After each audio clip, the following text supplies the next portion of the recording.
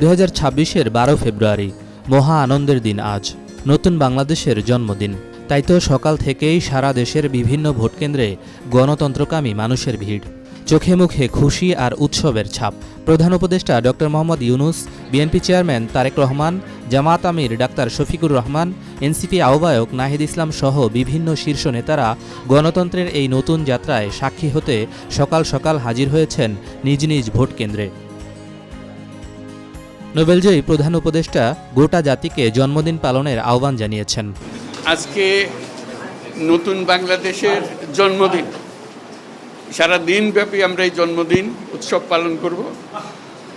এটার মাধ্যমে আজকে যে প্রক্রিয়া এখান থেকে শুরু হলো, এর মাধ্যমে আমরা অতীতকে বর্জন করলাম।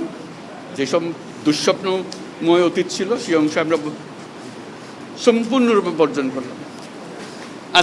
আজকে থেকে আমরা প্রতিটি পদে নতুন বাংলাদেশ সৃষ্টি করার সুযোগ পেলাম। আজকে জন্মদিন পালন করি, আমরা সারাদিন ব্যাপী উৎসব করি, সবাই মিলে জাতির সবাই মিলে উৎসব করি। এবং এটা আরও নিশ্চিত হবে গণভোটটা দিয়ে। প্রার্থীর জন্য আমরা ভোট দিলাম, সেটা খুব গুরুত্বপূর্ণ, কিন্তু গণভোটটা খুবই গুরুত্বপূর্ণ। তো সবাইকে আহ্বান জানাচ্ছি গণভোটে অংশ নেবার জন্য, যাতে করে আমরা নতুন বাংলাদেশ গড়ে তুলতে পারি। খুব ভালো লাগবে। এটা আমার জীবনে মহা আনন্দের দিন এবং বাংলাদেশের সবার মনে এটা মহা আনন্দের দিন, মুক্তির দিন, আমাদের দুঃস্বপ্নের অবসান, নতুন স্বপ্নের শুরু। সেটাই হলো আমাদের আজকের এই প্রক্রিয়া। নির্বাচন উপলক্ষে সারা দেশের বিভিন্ন কেন্দ্রে সেনাবাহিনীর টহল দেখা গেছে। সারা দেশে ভোটের পরিবেশ শান্তিপূর্ণ বলে জানিয়েছেন সেনাপ্রধান জেনারেল ওয়াকারুজ্জামান। আমার কাছে যে খবর সেটা হচ্ছে যে অত্যন্ত শান্তিপূর্ণভাবে নির্বাচন চলছে।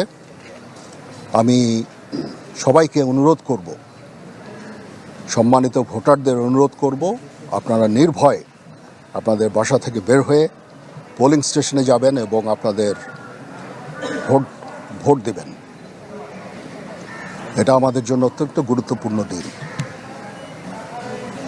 আর যারা ভোট দিতে পারছেন না, আপনারা মিডিয়ার লোকজন, আপনারা কিন্তু একটা অত্যন্ত গুরুত্বপূর্ণ কাজ করছেন।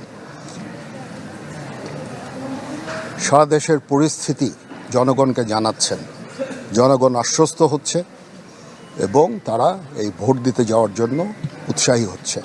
ভোটের এই আমেজকে ঈদের সঙ্গে তুলনা করেছেন প্রধান নির্বাচন কমিশনার এএমএম নাসির উদ্দিন। তিনি মনে করেন তাদের অসংখ্য বিনিদ্র রজনী আজ সফল হয়েছে।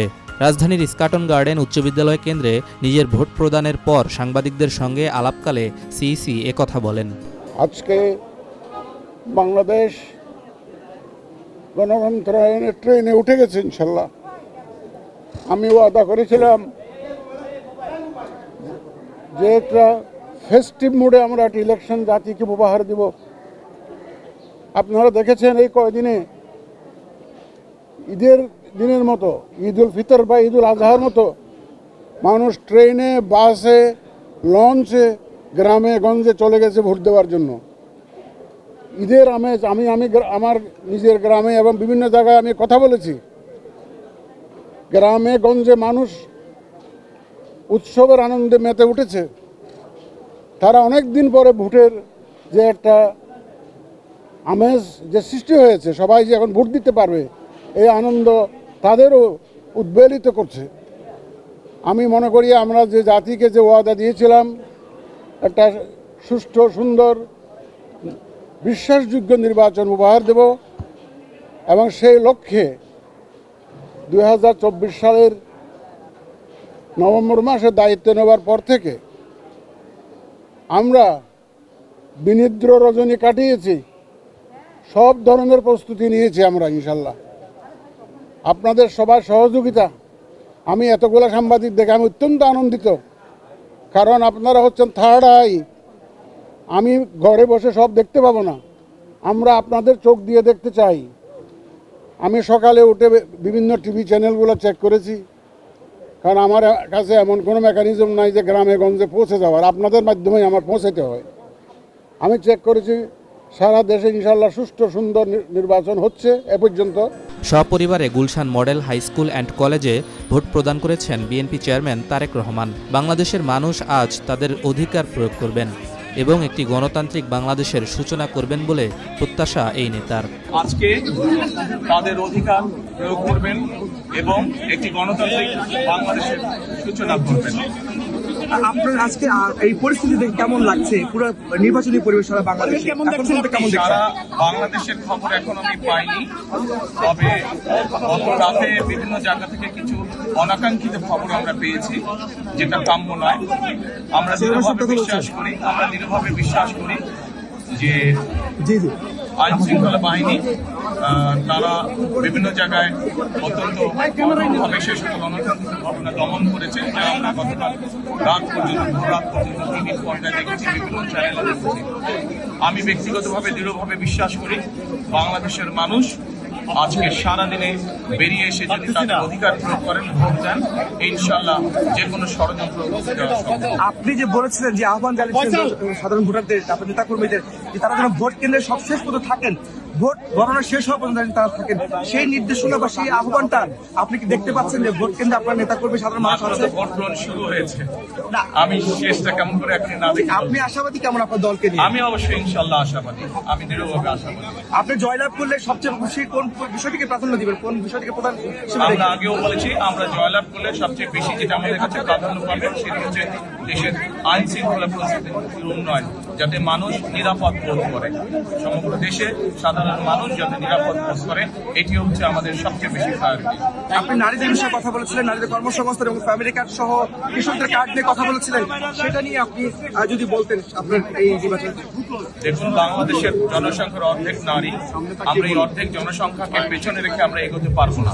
কাজে আমরা আমাদের ম্যানিফেস্টো সহ বিভিন্ন সময় যেগুলো বলেছি, নারীদেরকে মূল্যায়ন করার জন্য, নারীদেরকে ইম্পাওয়ার করার জন্য আমরা ইনশাল্লাহ সরকার গঠনে সক্ষম হলে প্রথম দিন থেকে আমরা এই বিষয়ে কাজ শুরু করব। 2008-এর পর 2014, 18 এবং 2024-এর ভোট নিয়ে নানা বিতর্ক ও প্রশ্ন রয়েছে। সেই কথা স্মরণ করিয়ে দিলেন জামায়াতে ইসলামীর আমির ডাক্তার শফিকুর রহমান। মিরপুর 2 নম্বর এলাকায় অবস্থিত মণিপুর উচ্চ বিদ্যালয় কেন্দ্রে ভোট দিয়েছেন এই নেতা। মানুষের ভোটের অধিকার চান তিনি। ভোট যেন সুষ্ঠু ও নিরপেক্ষ হয়, তাই কামনা তার। 2014 সাল, 18 সাল, 24 সাল জেলেই ছিলাম, ভোট দেওয়ার সুযোগ হয় নাই। এই তিনটা ভোট হারানোর পরে আজকে আলহামদুলিল্লাহ আল্লাহ তাআলা আমাদেরকে ভোট দেওয়ার সুযোগ দিয়েছেন। আমি মহান রব্বুল আলামিনের শুকরিয়া আদায় করি। আল্লাহ তাআলা এই ভোটের মাধ্যমে বাংলাদেশে একটা নতুন অধ্যায়ের সূচনা করে দিন, সেটা দোয়া করি।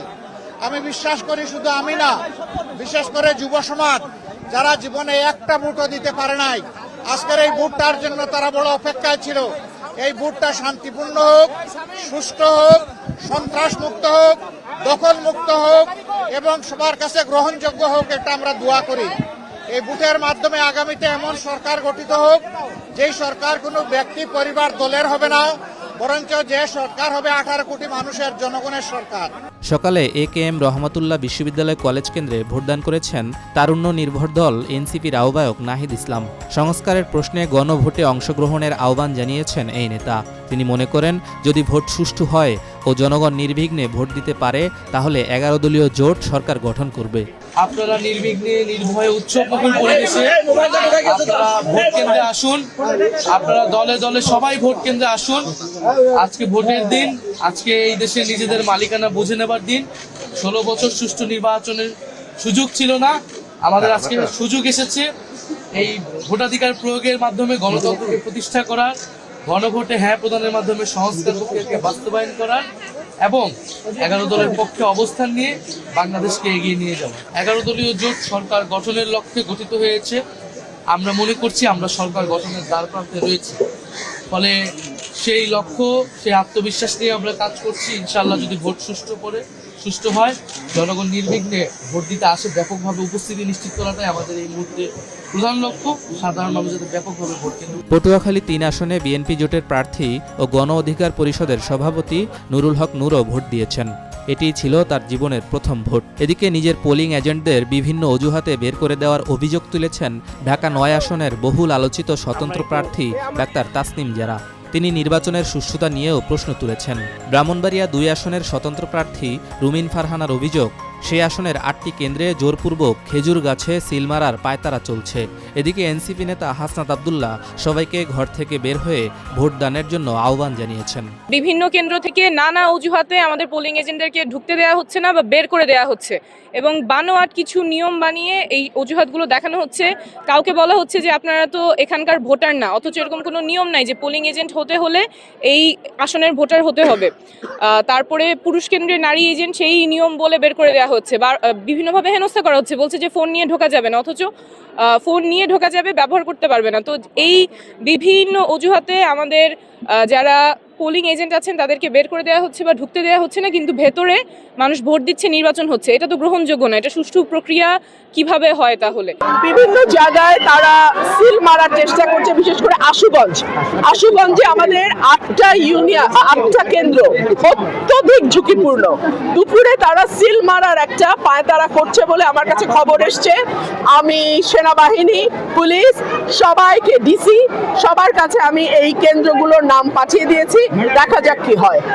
উৎসাহটা আমরা আশা করি সেটা বজায় থাকবে এবং মানুষ সবাই উৎসাহে ভোট দিতে আসবে। তবে যেটা হয়েছে যে আমরা গত 2 দিন দেখেছি যে ভোট যেন না দিতে আসে এবং নিজের বিরুদ্ধে ভোট দিলে বাড়িঘর জ্বালিয়ে দেওয়ার কথা বলা হয়েছে, যে আমার বিরুদ্ধে যদি ভোট দেওয়া হয় বাড়িঘর জ্বালিয়ে দেওয়া হবে, এই ধরনের বক্তব্য দিয়ে ভয়ভীতি দেখানোর একটা প্রচেষ্টা ছিল। ত্রয়োদশ জাতীয় সংসদ নির্বাচনে সামাজিক যোগাযোগ মাধ্যমে সবচেয়ে বেশি আলোচিত ঢাকা 8 আসনের বিএনপি প্রার্থী মির্জা আব্বাস জানিয়েছেন, বেলা 12:30 পর্যন্ত নির্বাচনের পরিবেশ শান্ত আছে, তবে ভোটার উপস্থিতি কম বলে জানিয়েছেন তিনি।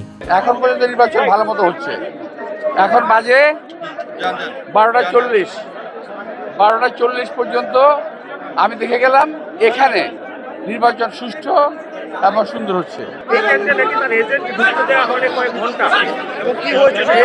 এটা উনি ভালো বলতে পারবেন ওনার প্রার্থী সম্পর্কে, আমি বলতে পারবো না, বিকজ আমি মাত্র কিছু কারণে বেরিয়েছি। আমি এই এলাকায় এই যাবৎকাল 5 থেকে 6 বার নির্বাচন করেছি, এমন কোনো অভিযোগ নাই, কখনো হয় নাই। এখন উনি যে অভিযোগ তো প্রথম থেকে দিয়ে আসতেছে, দিতে পারে। এই আসনে তার প্রতিদ্বন্দ্বী 11 দলীয় জোটের প্রার্থী এনসিপি নেতা নাসির উদ্দিন পাটোয়ারিও ভোট প্রদান করেছেন। তিনি সাংবাদিকদের জানিয়েছেন, তার এজেন্টদেরকে কেন্দ্রে ঢুকতে দেয়া হয়নি।